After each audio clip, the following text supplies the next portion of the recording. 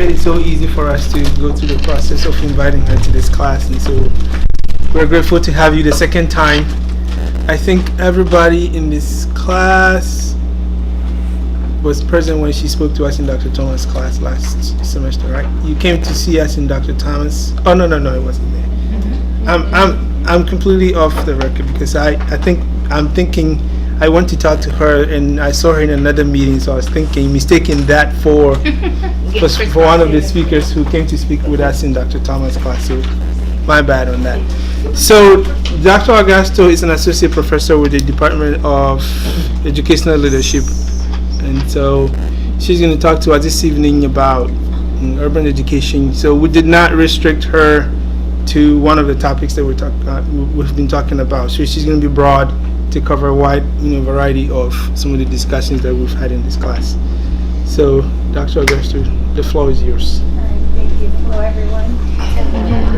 And I am an associate professor now as of this year. So congratulations.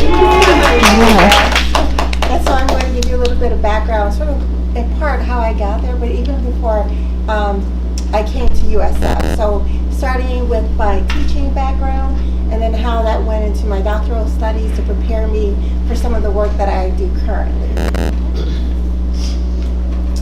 So when I first went into teaching, I was finishing practicum and they were doing my final placement, student teaching placement.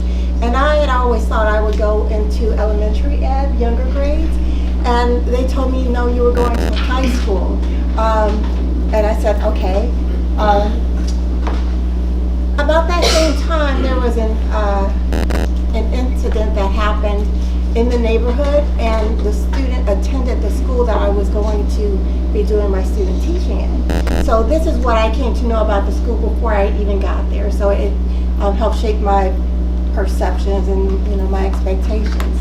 And so this was a teenage student who was pregnant, and when she had birth at home quietly and threw the baby out of the window, and it was outside, it was frozen during the winter. And so that was one event. At that same time, the academic decathlon team had been found to be cheating to their whoever the person was, their teacher leader had given them answers, somehow had gotten answers to this, and they found out eventually, and so it was a big deal. It was on the news, and right after that, 2 years later, I was working at the school because after I did my practicum student teaching, I was hired. So I was still there when this movie came out about that incident. So one of the early things I found out is like a teacher was cheating. It was in the news, so there was all of this media attention. So I wasn't really sure, what to expect. So when I think about those two incidents, I think of those as events. Here are some events that might give you some concern, they have caution around. But I also think about what were the phenomena? What happened that got my interest, that became matters of concern for me? And it wasn't really those two events that really bothered me. It was what I saw every day walking through the hallways. So what I witnessed often was many of the students who were black and brown students, males in particular, were standing by the lockers doing class time. Instead of passing from one class to the next, they were hanging around. And I noticed that many teachers, that wasn't what bothered me. What bothered me was that many teachers would pass by and they wouldn't say anything, right? And I was doing a lot of work in between classes, saying, go to class. That's the bell, you're late, go, go, go. So it's a lot of effort in those 4 minutes of passing. But then I realized there weren't other teachers. They would just walk by like it wasn't their business. It wasn't a matter of concern for them. So I began to question, why that was happening. And so one of the questions that I started to have while I was teaching, and this is before I had anticipated going into a doctoral program, is who's preparing these teachers? How did they get into schools? Who let them out? Who let them in here? Who's hiring them? Can we do a better job? And so, who are preparing these teachers who what I call walk on by? they just walk on by, like they don't even see anything. They don't see people, they don't see what's happening. And why was I confronting this? Why did I see it as a problem? And so when I think back, some of the things that I came to find out, and I'm still learning about, because this is almost it's an enduring issue, enduring concerns around racial disparities in schools. So I have some data here that I'll let you look at, but you can see based on the population of black males or black and brown students in schools, and this is the public education system in the US, that there's disproportionality in who's being punished, who's being suspended, who's being disciplined.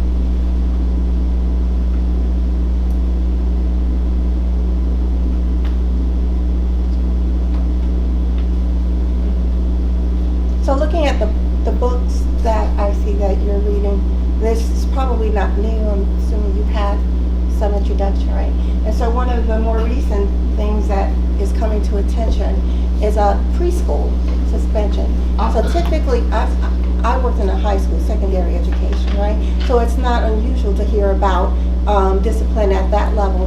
At least growing up for me, I didn't hear much about discipline in kindergarten and preschool, right? But now we're having instances where students, 5-year-olds, 3 to 5, are being arrested, being suspended. It's just I can't even imagine how that happens and what that looks like. But there's also disparities with regard to race for students even that young. So another question that I had was about the population, the representation of teachers of color in the system. So I could see even at a school that I worked at, which was primarily, the students who were white came from different ethnic backgrounds. A lot, it was a very Polish community, so there were Polish students, there were Russian students, and so we had the ethnic diversity. And in terms of black and brown students, we had diversity there as well, but not so much with the teachers. So that was something I noticed. But when I left, I had to go to grad school to apply. I had to make this decision about how I was going to best use my energies to tackle issues like this, to confront them, to question them. And so it was a difficult decision to leave. I enjoyed teaching. I didn't think I would when they first said that's where you're going, but after I went there, I didn't want to leave. So I was there for 8 years, and so I applied, but my dilemma was, do I want to leave what I'm doing? Because right now I'm working with students, right? I'm working with parents, that's right. They're face to face.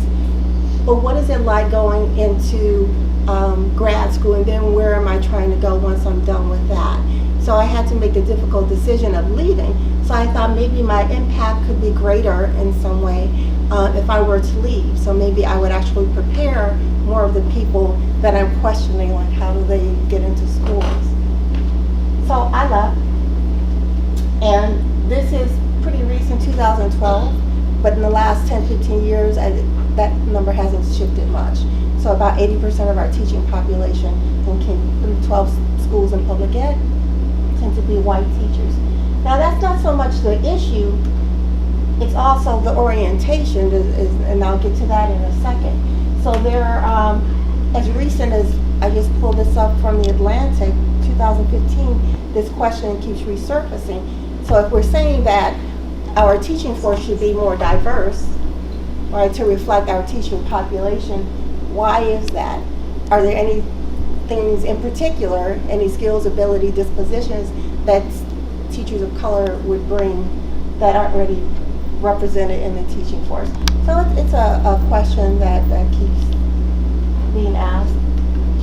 So one of the things I did, I went through my graduate studies, the doctoral program. I was in Wisconsin, and I sort of did a full circle, and I hadn't realized it. So while I was there, I understood my doctoral program as a journey for me. It was a time for me to inquire, for me to go in different directions, for me to learn, right? And I didn't go in saying that this is the question and this is what I want to do and here is my project. I said, what projects are you working on? Can I get in on that? Can I work with you on that? Can I try this out? And so that's sort of how I split it. Then in the end, so when it was getting closer to dissertation time, and qualifying time, so what is it I don't know that I still want to know? That's going to be in part my exam. What do I need to be clearer on? So that's how I approached that. And then when my dissertation time came, I had to think about some practical things as well. But one of the things that happened, I realized, is I came back to the question I asked when I first went in. And so it was really about the teaching force. So how were we preparing, and what are sort of the dispositions, knowledge, skills, and abilities that people bring with them to teaching? And so the question that I rested on for my dissertation was this examination of the identities and social justice dispositions of, or orientations of teachers who were not yet teachers. They weren't even pre-service teachers, they were pre-education teachers. So I wanted to see early on those who were undergraduate students thinking that they would go into education as a career. What is it that they were bringing? What were their understandings of social justice? So I had to map that out in my dissertation to see what I was looking for based on the literature. And so that was my study. And so currently, and I'm just giving you sort of background so we can have more of a discussion. That's sort of where okay. So you know a little bit about me. So currently, two of the things that I'm working on, one is a study, and that deals with urban teachers prep. So there's an urban teachers prep program here. I'm not affiliated with it other than the study. So I am in the Educational Leadership and Policy Studies program, and this urban teacher prep is in the teacher ed program. But they were looking at issues of attrition. They want to understand why is it that many of their students of color in their program are leaving the program. They wanted to better understand that, so they asked if I would participate, because previously, before I came into ed leadership, as I told you, my emphasis was more on teacher education. So I've done writing with social justice, and teacher preparation, and things like that. And so in looking at that, they thought I'd be a good person, and maybe students would be, you know, able to talk to me in a way that they wouldn't talk to them because I wasn't affiliated with the program. I wasn't invested in the way that the other faculty were. And so that's something we just started recently this past semester. The second thing I'm doing, and this is why I have urban teacher prep but also prep school, is that I'm doing consulting for a prep school that is a predominantly white, affluent school. And the leadership there wants to enhance their curriculum writ large, right? Not just officially what is written and what is taught, but in all aspects of that school, that culture, and that environment. They want to enhance what they're doing around multiculturalism, social justice, and equity. So that's in part how I spend my time currently. So that's just sort of an introduction. One other thing you might want to know is this issue of urban, and maybe you've talked about it and know what that means. What I've given you in the background for me speaks to the urban in that it's in Chicago, a large city, however you define urban. Chicago probably fits that definition. Currently, I live in Pasco, and there's another project that I've been working on in the last maybe 2 years, and it deals with issues of discipline for girls of color in secondary schools. And most of we've been in Polk and we've been in Pasco so far. And those areas don't seem really urban to me.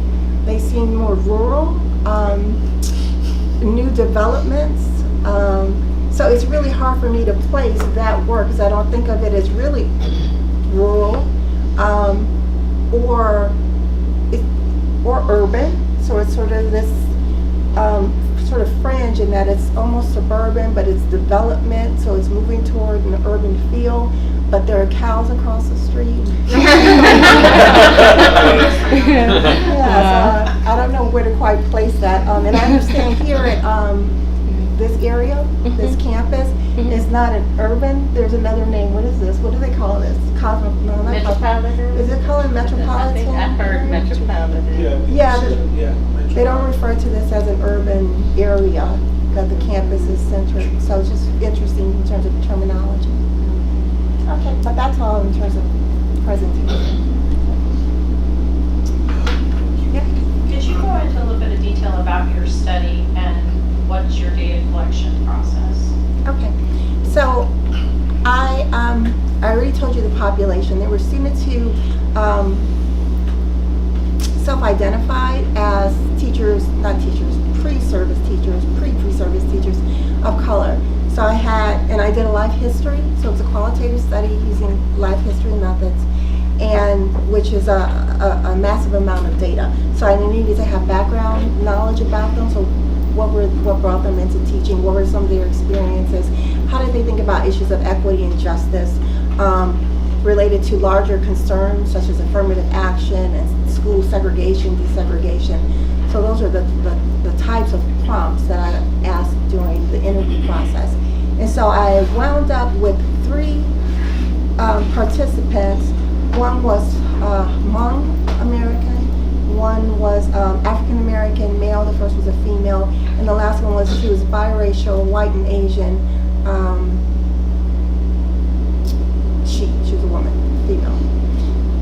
So that was, I did data collection in terms of interviews, follow-up interviews, and life history analysis. If you're not familiar with it, what it tries to do is understand the development across their lives around whatever your question is that you're asking, but it also contextualizes that information. So it's not just a story of someone's life, but it's situating that life in the larger socio-political and cultural context, right? So it's not just tell me about your life, but it's also trying to make sense of why that life looks like that based on other things that are happening to influence that shaping over time.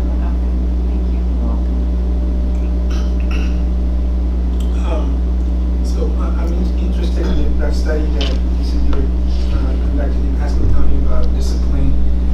Discipline outcomes for girls of color in those environments. You know, I work in Pasco County, so I can understand it. Are you beginning to find any trends, anything that you can similar to the experiences they would have had in the urban environment, or is there anything peculiar about those students in that kind of environment? Yeah, and I can say it's a small sample, it's an ongoing study, and it's multi-site, so we're moving from district to district. So what we try to do in including our sample is girls who are in secondary school, but who are also involved not just in their required classes, but they have to participate either in a club, team, sport, something like that, so something extracurricular.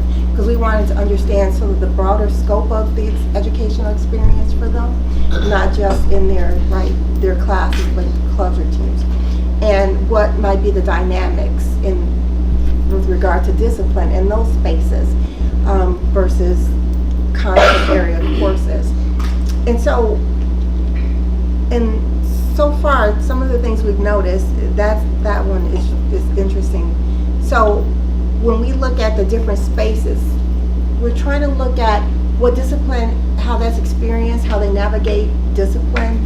And usually we're talking about, and it's not just negative discipline, it's sort of punitive discipline, right? So how are they being reprimanded? How are they being punished with regard to the student handbook, code of conduct, but also discipline in a more everyday sense of discipline required to be educated. These are the things, for instance, to sit there and study requires discipline. So when people try to teach you, they're trying to educate you to discipline your mind or your body in particular ways. So it's not just a negative, right, in the way that we're looking at it, but we're seeing sort of the different spaces. So when they're self-selecting to go into like clubs or teams, the way they describe discipline in those spaces seems very different than what they're experiencing like in cafeterias, in hallways, in even places like pep rallies, sporting events. So let's give you one example. So in the sporting events, in 2 instances they talked about 2 types of sports, right? One is like sort of big football game sports, and one is like being on a team, like a volleyball team. So there you have this sort of spirit of competition.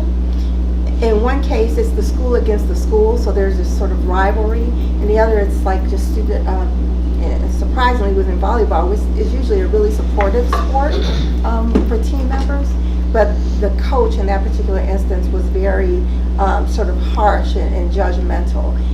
But most of those instances where they're in clubs and teams, they talk about a more pastoral type of discipline. So it's not one that is embarrassing. It's not harsh and punitive in the way they talk about what happens in the school in other spaces, like in classrooms. So for instance, in the classroom, they talked about not being able to go to the restroom, being disciplined to the point where when they do have to go, sort of like emergency situation, they're sent out, they're referred, so they get a referral for things like that.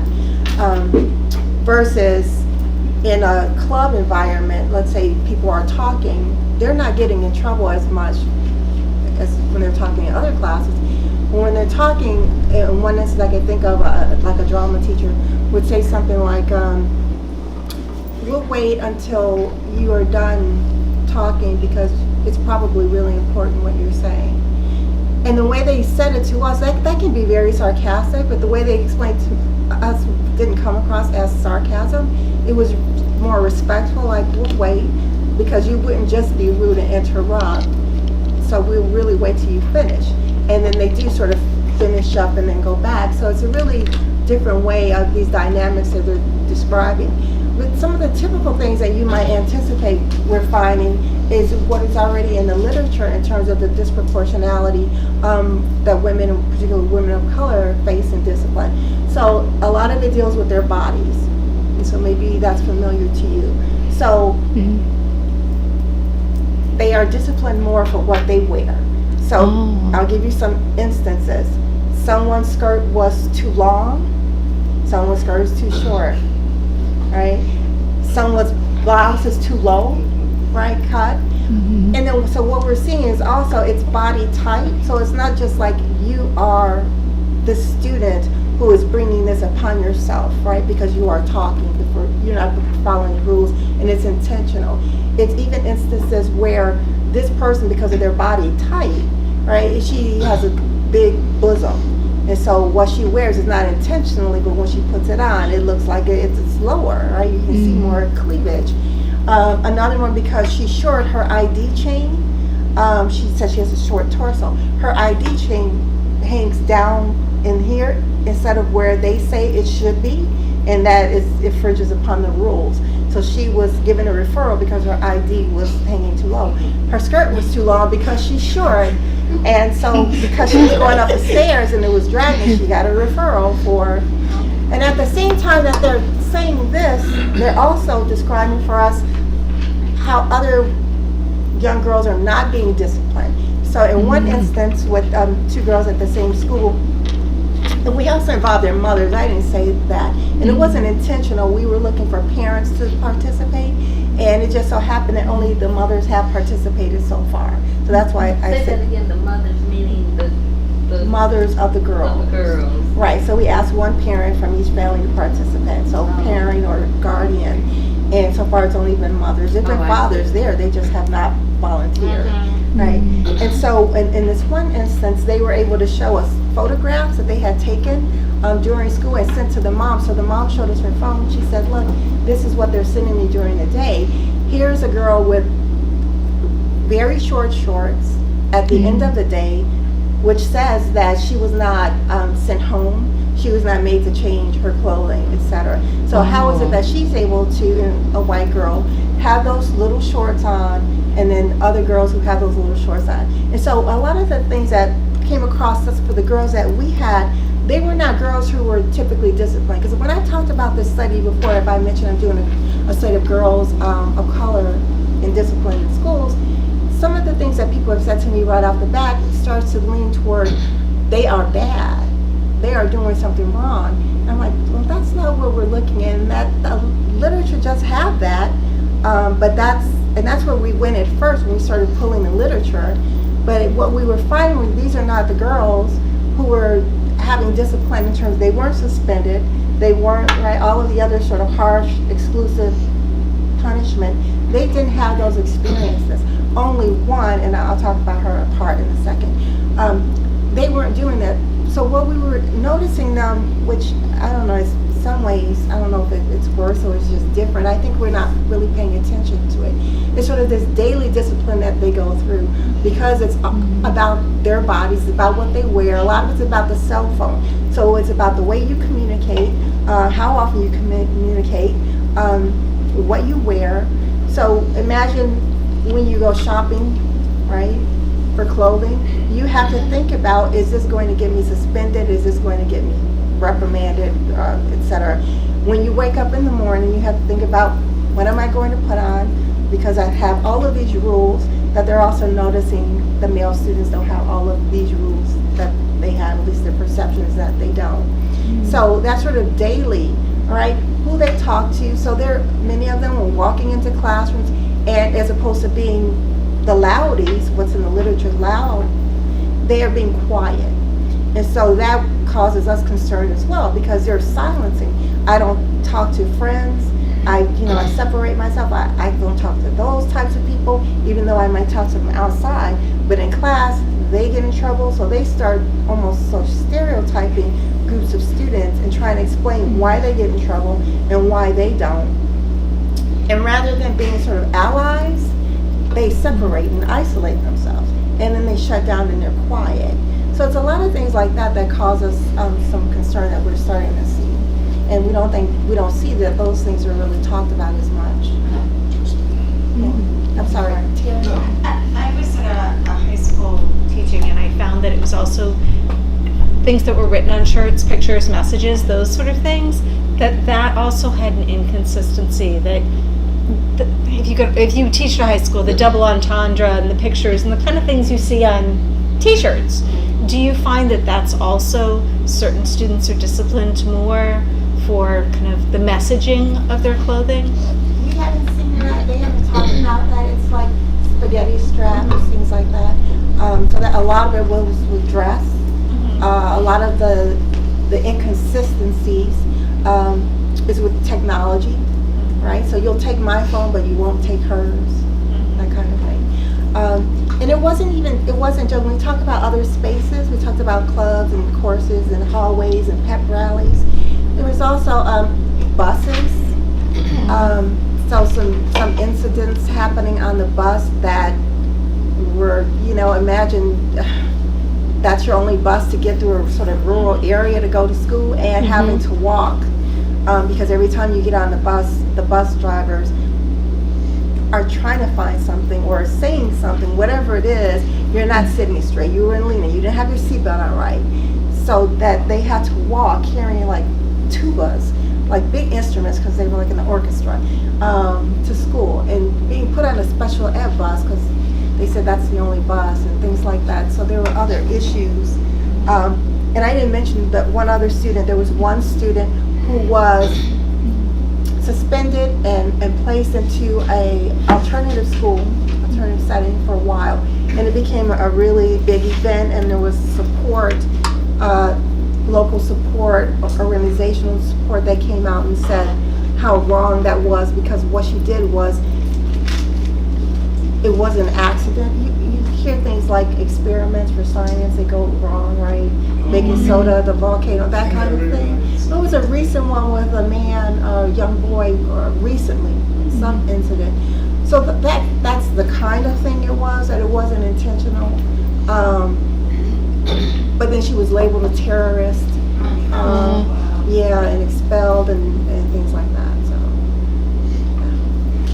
A couple of weeks back, my daughter is a senior in high school, and she came to me and was sharing with me her gripe about the grad night when they go to Universal Studios and the fact that they have to have a certain attire. And I grinned from ear to ear because I thought, this is fantastic. There's still some self-respect being taught in the schools. And she was upset about it, and I said, well, the reason they do that is it's crowd control. The more dressed up you are, the less likely there is to be issues of the shenanigans, people, starting having problems.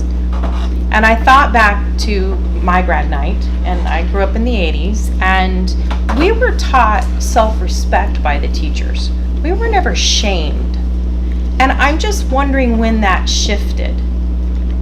What caused that shift? That now it's all behavior driven if there's a situation with your attire. And like you're saying, there's some girls that they're a little more boosty, or they're a little more hippie, and the clothes that they would be buying, or their mom or father would be buying for them, may just not fit them as well. And it's not that they're trying to stand out, it just happens to be the circumstances. And I don't understand when it shifted to where we're shaming kids in school instead of the teachers educating them, quietly pulling them aside and saying, you might want to think about, that's how, the 80s weren't that long ago, and we were never shamed. We were just taught self-respect. And I'd like to know when that shifted. Yeah, I don't know that there was a shift or two things. Let me go back before the shift. The issue, the parents. One of the things we're seeing in several of the cases is where the parents, the mothers in particular, seem to support the discipline that's happening even around dress code, primarily around dress code, because they're saying, good, I want my child to be covered up. I don't want her to show cleavage. I don't want her to have, all of these things, show skin, etc. So the mothers are supportive in that way, and the girls seem to think that it's just very intrusive, like it's too much. Not that they don't want any of it, but it just seems to be sort of this constant, everyday struggle, but also the disparity around it, that if I have to cover, why doesn't she have to cover? So the inconsistency, right? And I remember a case very young, my style, I won't say when, but when I was little, it was like first, second grade, I remember a teacher, and I think it's particular to some teachers, right? So you'll still find teachers who will either punish you themselves or shame you, etc. But I had a t-shirt on, and the teacher said to me, "That's disgusting." And I had no clue what she was talking about. I really didn't. I think it took me probably a couple of days ago, and I said, "What?" And I looked at my shirt, and I was like, "What?" It says, "I love pussycats." And she's like, "Oh." So it's like, what? But that was for her to say that to me when I had no clue. It's like I was disgusting. It does have long-term effects. Oh, yeah, I still remember that. That wasn't that long ago, but I still remember now. Yeah. I was actually looking back because I had a similar question.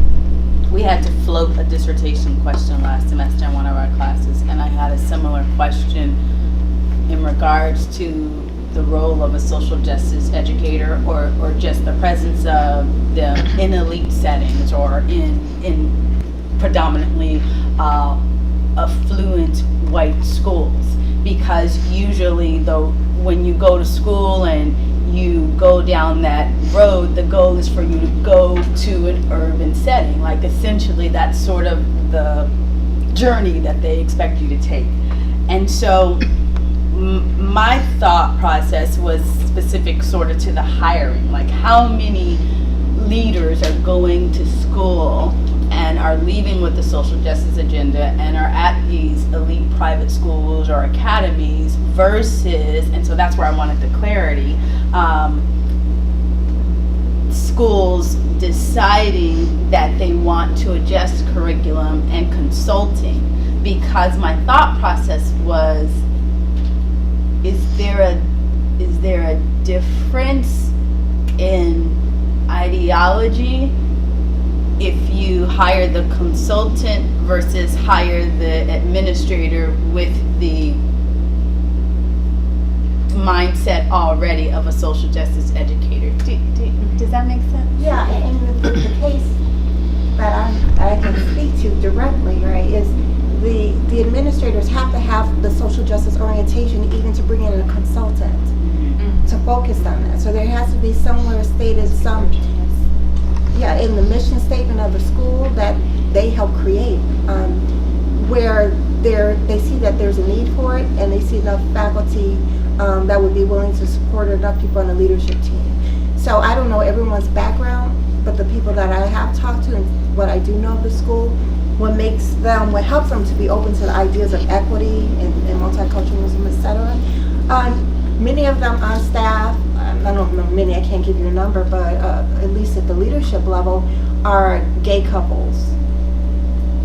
And so when you talk about issues of equity around same-sex marriage, etc., so they see that's some way that people can get in on the conversation about what does it feel like to be marginalized in society, to feel like a second-class citizen, etc. Several of them have adopted children who are children of color, and they may be white parents.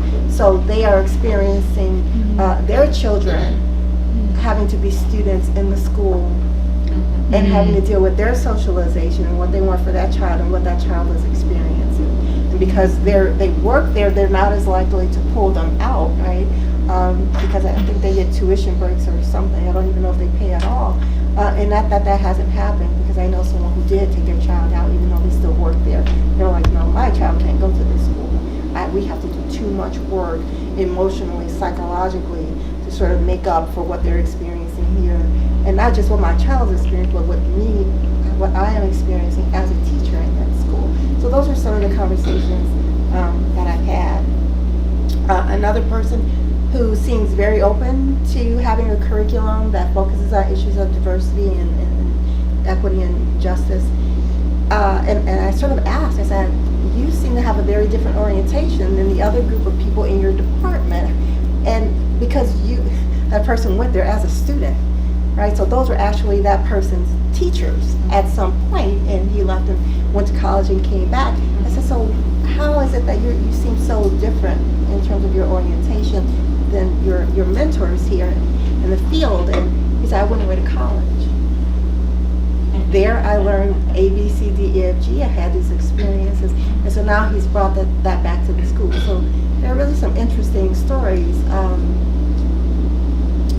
And part of it, and I've heard the elite education that some of them have had in K through 12 and higher ed, is sort of his story too, that they opened their eyes to their experiences and they were able to see the importance of having an excellent education that is not missing equity.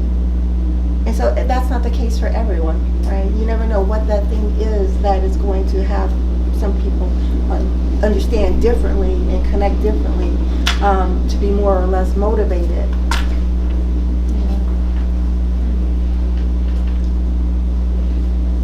Anyone else? You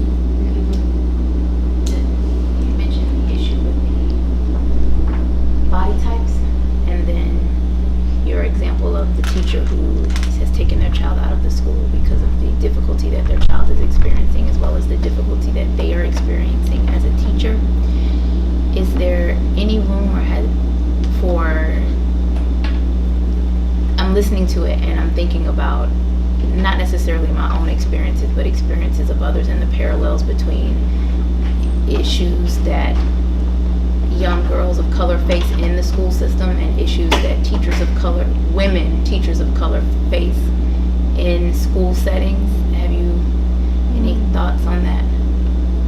'Cause I'm thinking about something in particular that happened at a school site that I know, and so just the parallels between some of the examples that you listed. Yeah, I'm trying to recall who said this the other day. Oh, I know who it was.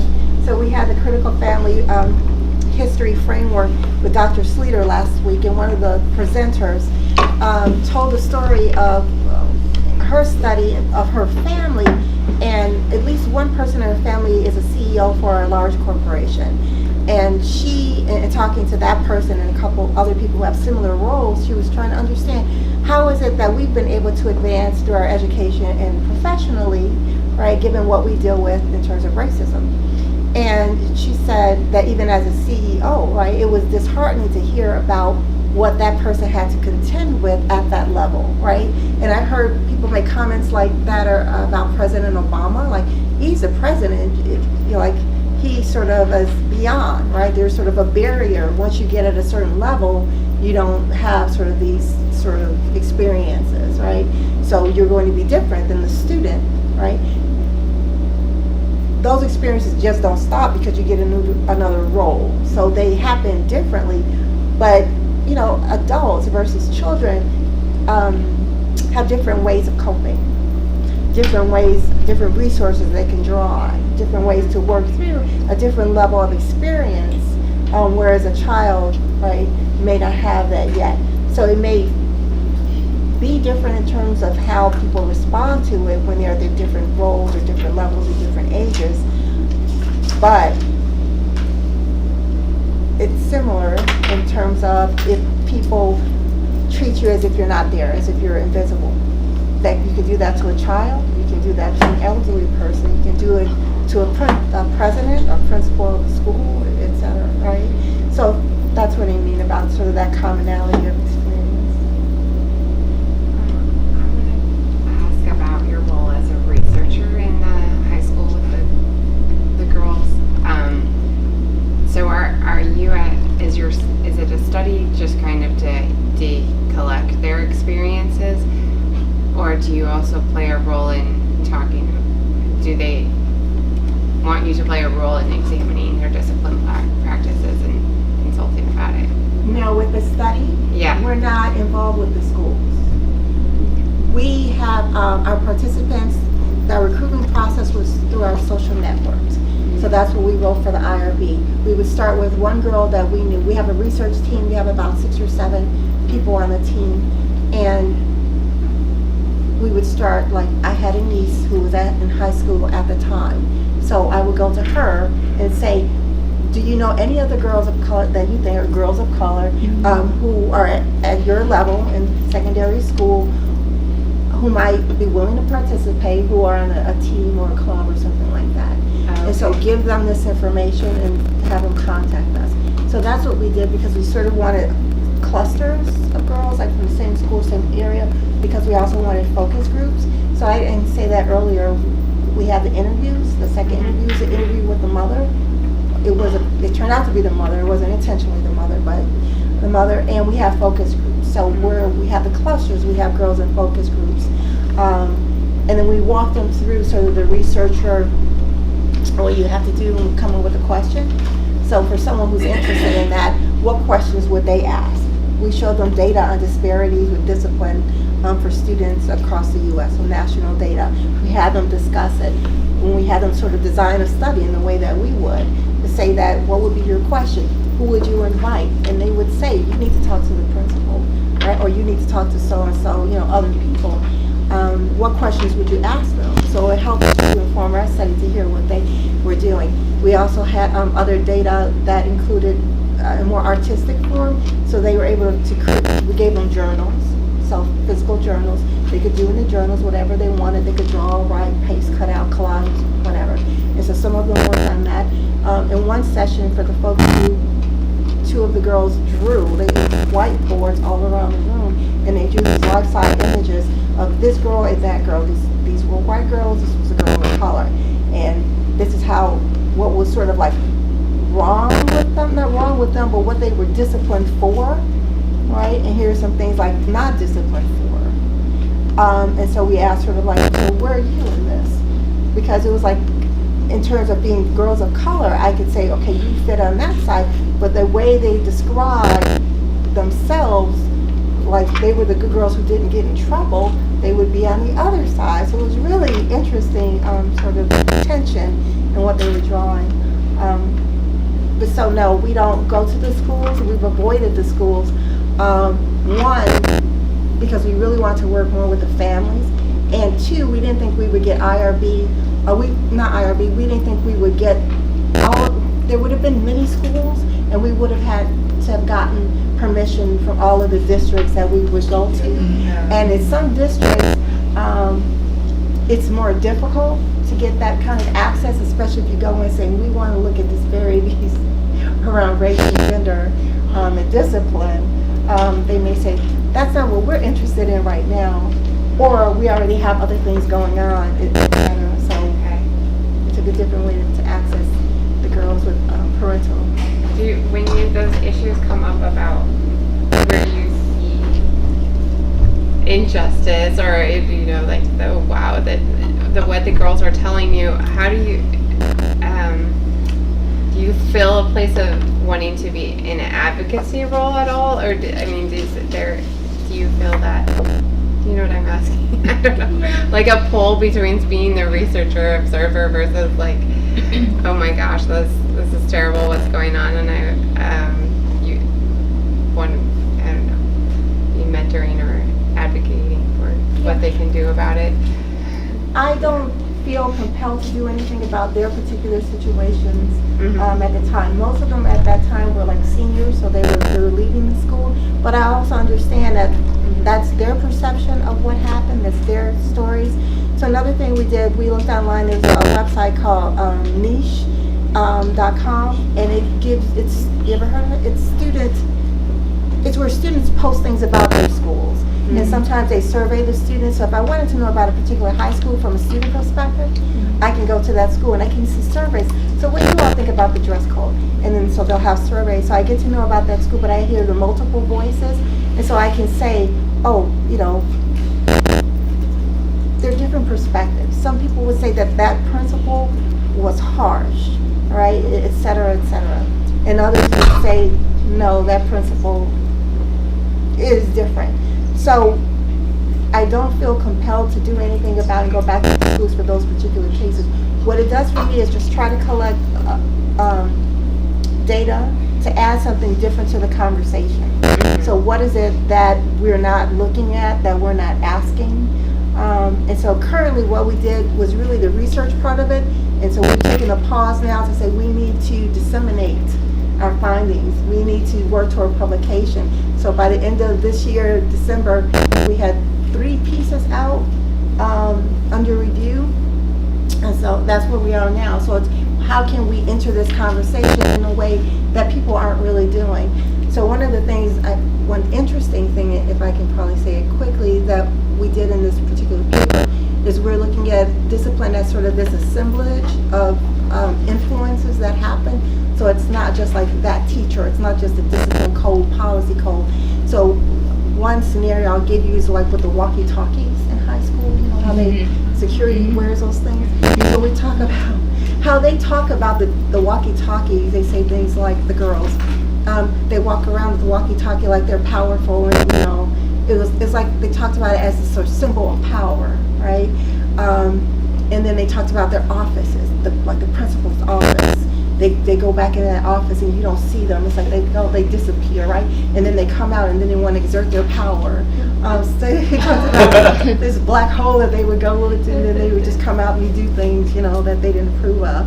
So we talked about sort of this assemblage with this walkie-talkie as being this object in the mix. And so there was a symbol of power, but it was something, how walkie-talkie sort of, you don't turn it down, it has a static. Right? So it's like this reinforcer that keeps saying to you, like there's this power reminder that you're communicating with these people and you're watching from all different, So it was I forgot exactly how he wrote it up, but it was like this scene around the walkie-talkie and another scene about what the office meant and what that symbolized for the students, and how this idea of the office, it was like the discipline office or the principal's office as this place you don't want to go to. And so it's sort of a creative way that we wrote that one up. So I'm still waiting to hear if they like it.